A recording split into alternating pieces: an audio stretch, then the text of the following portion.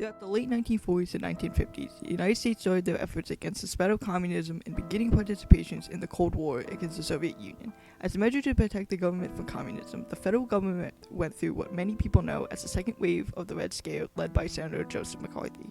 Something that people don't speak about is a subcategory within this scare called the Lavender Scare. Hello, my name is Joel, and today we're going to talk about a significant document that held this scare towards homosexuals working in the federal government, titled The Employment of Homosexuals and Other Sex Perverts in Government. Context: the first time the question of threat homosexuals in government came into question during this time was when Senator McCarthy gave two cases of homosexuals being, quote, unfair risks, quote, to the government on a Senate floor speech on February 20th, 1950, linking homosexuality and communism for the first time. In June of 1950, another senator, Clive Honey, was given the job of investigating the matter of homosexuals in government, given specifically to the Senate Committee of Expenditures in the Executive Department, which he was chairman of the investigating subcommittee. Known as the Honey Committee, composed of him and 6 other members, 3 Democrats and 3 Republicans, as well as Senator McCarthy, though he excluded himself from this investigation, as well as Francis Flanagan, who was serving as chief counsel. Released on December 15, 1950, Honey's committee's primary purpose for the report was to, quote, determine the extent of employment of homosexuals and other sex perverts in government, to consider reason why their employment by the government is undesirable, and to examine into the efficiency of the method used in dealing with the problem, end quote. Talking about sex perverts in government and issues of vulnerability of blackmail many homosexuals faced from blackmailers, as well belief of difference between homosexuals and, quote, normal people, such as lack of emotional stability and, quote,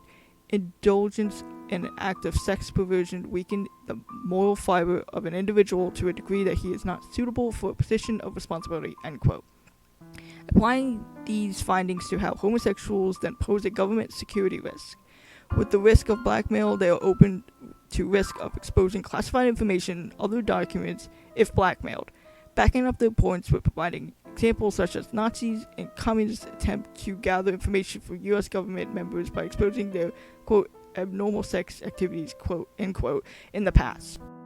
Next, writing their findings for the extent of how many homosexual government members there are, pointing statistics of the found cases of homosexuality and other sex perversions within the military and civilian service in the government, talking on the actions taken by general courts and non-general courts actions against the cases found, as well as cases being thrown due to not enough sustainable evidence found or pending cases. In short, within this section of the report, the committee is talking about some limitations in finding accurate numbers and using given data within their research to give a number of homosexuals and other sex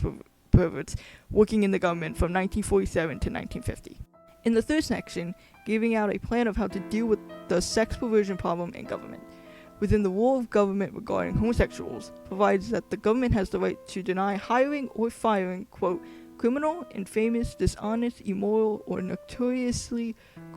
disgraceful conduct, which includes homosexuals and other types of sex perversions, end quote, thanks to the regulation of the Civil Service Commission, as well under the Civil Service Regulation has a set plan to remove these individuals from civil service civilian jobs, and the military having their own military personnel handling the issues for armed service. Then going on to explain the considerational methods for denying hiring and examination for already employed members suspected of homosexuality, having things such as fingerprint scans for applicants for looking for police records. The rest of the section is pointing out the issues such as lack police records within DC and lack review process within the government that fuels the issue of letting some homosexuals pass through and not getting sufficiently handled. Finally, within their conclusion, the subcommittee concludes by reiterating their findings of homosexuals and other sex perverts are not being suitable for employment for the federal government, and summarizing how the federal government needs to prevent them and needs to strengthen DC's criminal law against action of sex perversion, ending saying, quote, the public interest cannot be adequately protected unless responsible officials adopt and maintain a realistic and vigilant attitude towards the problem of sex perverts in the government. To pussyfoot or take a half measurement will allow some known perverts to remain in government and could result in dismissal of innocent people. In conclusion to all of this document played a significant role in the Lavender Scare. This report gives the government a justification to apply it to all homosexuals working in government, even those not working with any classified material. As after this report, on April 27, 1953, President Eisenhower issued Executive Order 10450, which puts what this report was saying of LGBTQ plus people being a security risk and barred hiring them in any federal jobs, estimating between 5,000 to 10,000 LGBTQ plus people either resigning or terminated due to this EO. The Lavender Scare is a significant part within LGBT history that lingers even to this day with the conversation of LGBTQ plus and the federal employment, specifically right now with trans military enlistment ban. This topic is one of my favorite topics to speak on, and McCarthyism Red Scare as a whole is my favorite to speak on in American history in the 20th century, and it's an important time in American history and something that we could see in modern day through government leading a hysteria towards certain groups of people.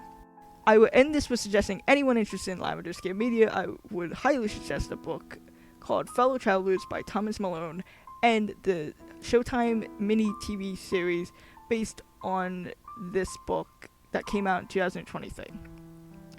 It's about a historical fiction story which takes place partially during this time period of two gay men working within the federal government. Great story, highly suggest to anyone, part of my inspiration for touching on this topic, and it's a great show. It has Matt Bomer and Jonathan Bailey, and it's cool. Besides that, thank you for listening, and hope you enjoyed this little history lesson. Music is Moonlight Movie Piano by Lobo Loco under Creative Commons license.